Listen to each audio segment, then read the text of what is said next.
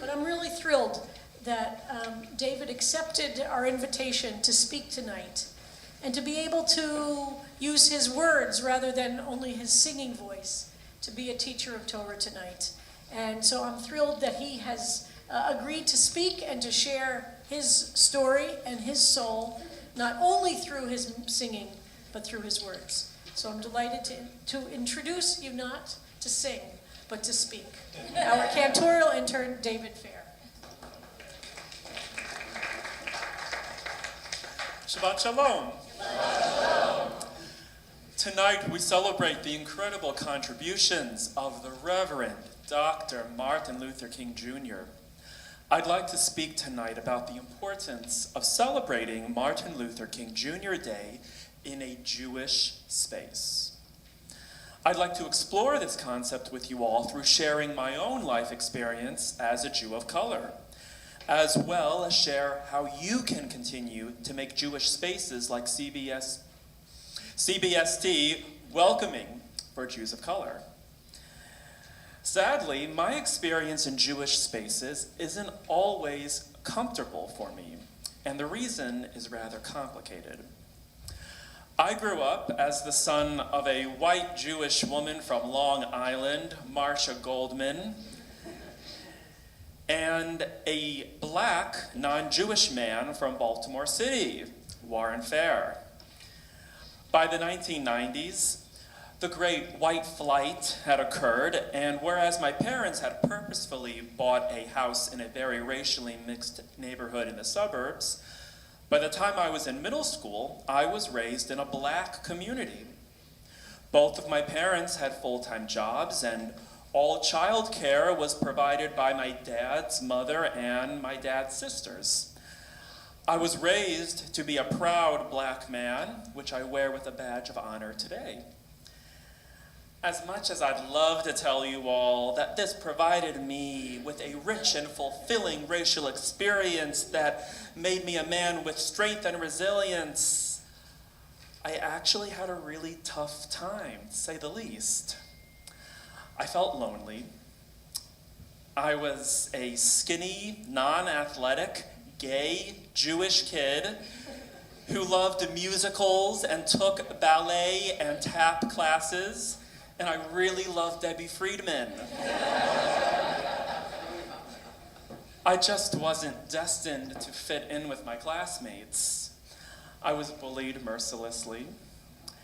And as a child, my brothers and I were at our synagogue at least 5 days a week.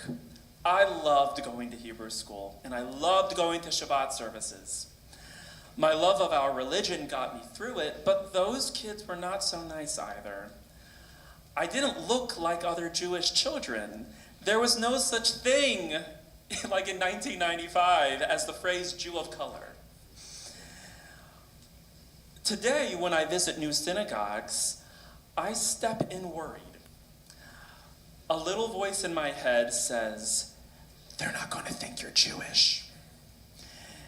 A well-intentioned person will step up to me and they'll say, "Welcome to our synagogue." They say this as if I'm a child. And they go, "This is a siddur. Have a seat and you let me know if you need anything." At my last student pulpit, we had a Black History Month Shabbat where I had our choir sing some spirituals. I didn't discuss my parents that evening like I'm doing tonight. I just spoke about my experience being a Jew of color. So that evening, a guest of the bar mitzvah, a white gentleman, came up to me afterward and said, "I find you so fascinating. So when did you think about converting to Judaism?" As a white man, he will always look like he belongs in any Jewish space. Whereas there I was, a staple in that community for 2 years, and I was immediately labeled as an outsider. I see great hope for the entire future of white Jews, black non-Jews, and Jews of color. I'm a student of history, and I see great change that has occurred in the past 2 decades. Across the nation, and most especially in Brooklyn, where I live, there are tons of Jews of color. I don't feel safe when people ask me if I'm Jewish. Here at CBST, I make sure to never assume anyone is not Jewish. I don't even ask if they're Jewish, I just assume they are. Assume someone is Jewish, and let someone tell you, oh no, I'm not Jewish. It's a good feeling when someone just assumed that you absolutely belong there.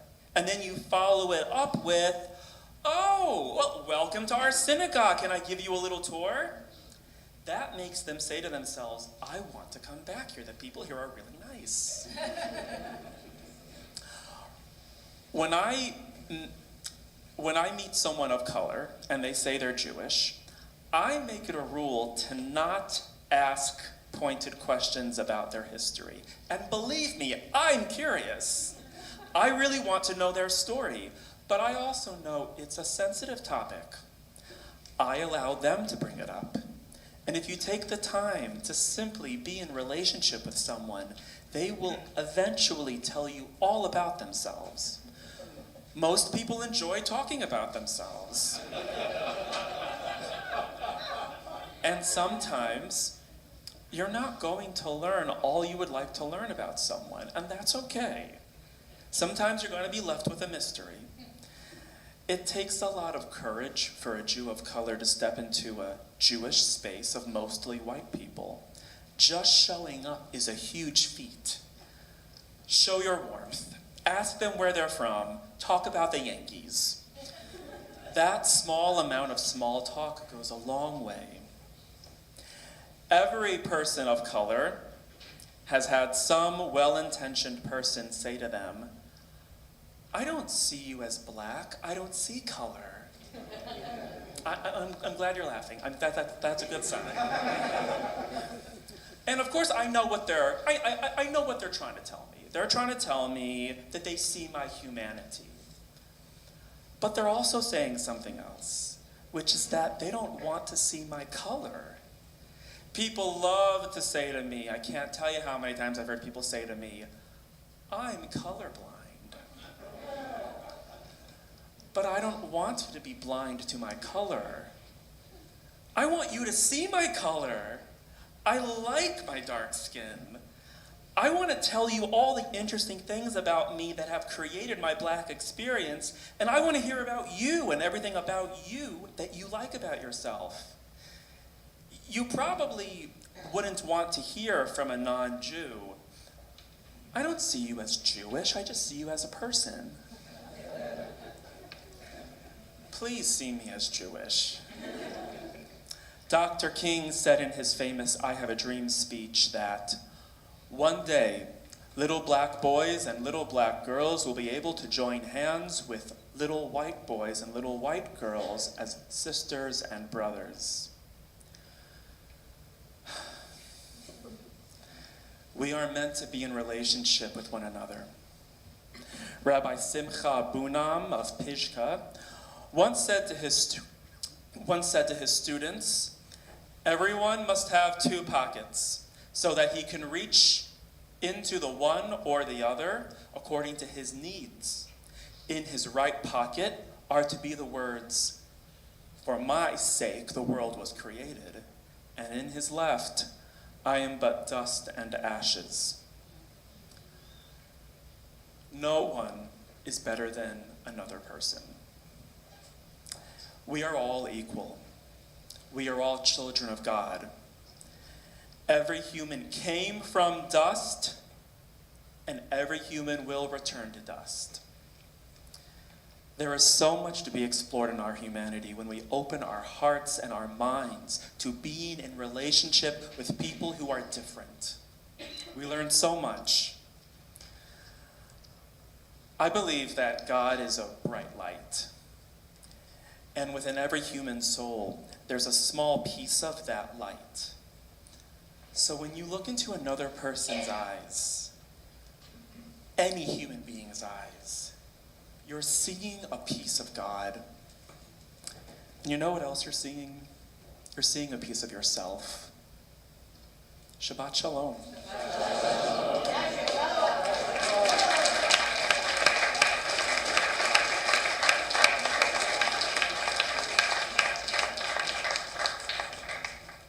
I think we're going to have you do more dress shows here, Dave.